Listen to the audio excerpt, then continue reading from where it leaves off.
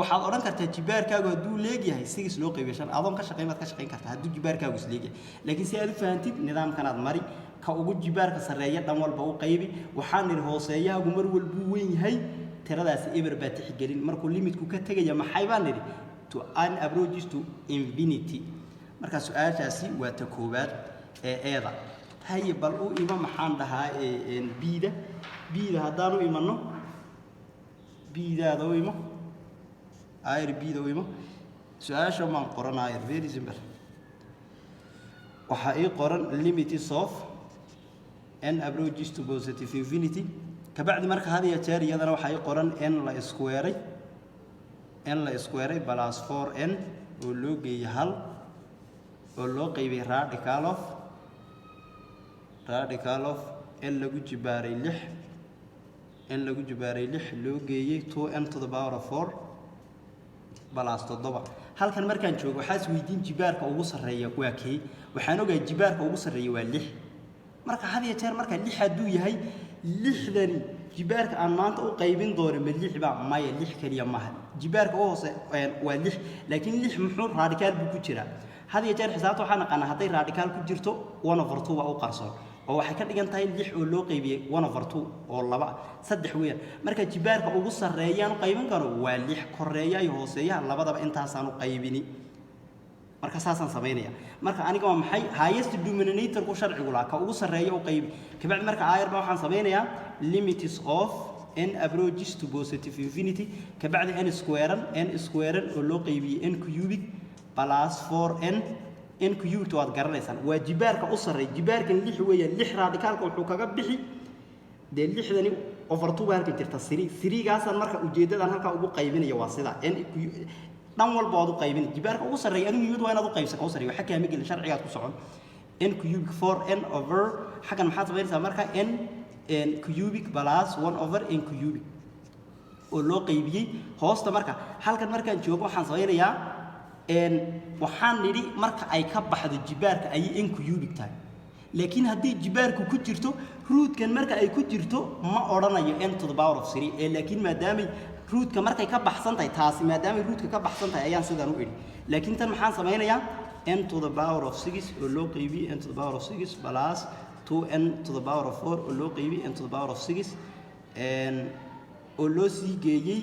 maxaan dhahay 7 over n to the power of 6 n to the power of 6 ka marka hadii aan radicalka tiradan ka saaro n to the power of 3 baan u qaybin lahaa laakiin maadaama root-kii ku jirto sideedaan tan ku deyn laakiin halka markaan aadayo sidaas aan uga shaqeynaya marka ha isweydiin su'aashana maxaad lix ugu qaybinaysaa taana maxaad ugu qaybinaysaa maaha muhiimad marka waa sharciga ugu weyn jibaarka kabacdi marka intani waxaan naqaanaa halkan waxa ku soo baxaya 1 over n baa ku soo baxaya 1 over n plus 4 over n square baa ku soo baxaya plus 1 over n to the power of 3 oo loo qaybiyay xagan radical of r isku qayb labadan waa hal oo loo geeyay 2 to the power of intan marka 2 baa korka kaaga soo baxay over n square oo loo geeyay 7 over n to the power of 6 laakiin limit kaaga wuxuu ka tagay ku xisaabtan n approaches or you can say x or n nothing else 1 over n limit kaagu markuu eber hooseeyaha weyn war intan positive infinity hal hadii loo qaybiyo tire aad u badan eber weey total hooseeyu waa weyn eber ayar hay iswereeri kabacdi marka total korka eber ba iga soo baxay maxaa is weydiinaysaa sidoo eber ku qaatay waatan hooseeyaha ayaa go'aaminaya hooseeyaha eber baan tixgeliyay oo loo qaybiyay maxaan sameynayaa halkan waxaan sameynayaa waa radical of hal oo loo geey kari waa eber way hooseeyaha weyn very simple 7 over kana waa eber kabacdi marka eber oo loo qaybiyay hal xisaabta aad ka garanday waa 0 marka equation-ka ka soo baxaya waa kan marka qaabkan ayaa looga shaqeeyaa bidana marka sidoo kale hadii aan u imano sida hadaan u imano sida waxay leedahay 16 n to the power of 4 plus 2n plus 7 laakiin radical ku jirta radical bay ku jirta waa 16 radical ku jirta oo loo qaybiyay laakiin tira aan radical ku jirin oo ah 5n square plus 4n plus 6 kabacdi limit-kaygu wuxuu ka approach gareynayaa hadiya jeer infinity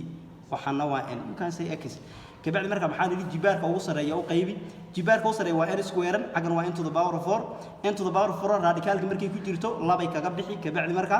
limits of n approaches to infinity kabacdi markaas 6n to the power of 4 over n to the power of 4 plus 2n over n to the power of maxaan samaynayaa 4 plus 7 over n to the power of 4 kabacdi marka radical bay ku jirtaa intani maadaama radical ku jirto over 5n square over halkan n square baan dhihi over 4 halkan maxaa samaynayaa n oo loo qeybiyay maxay n square plus 6 had iyo jeer n square taad u qaybin n square markay radical ku jirto sideedaad ku dayni way radical ay ku jirtaaba tan laakiin way ka baxsan tahay n square baan u qaybin marka taasi waa sida kabacdi marka had iyo jeer waxa ka soo baxay waxaan niri limitku averages ever buu ka tagayaa mar hadduu ever ka tagayo kabacdi marka intan way isla wada tagayaan waxa ka dhigan tahay radical of 6 iyo 10 oo loo geeyay halkan n iyo n way isla tagayaan 2 kaliya oo loo qaybiyay n cubic plus 7 over n to the power of xagan 4 weeyaan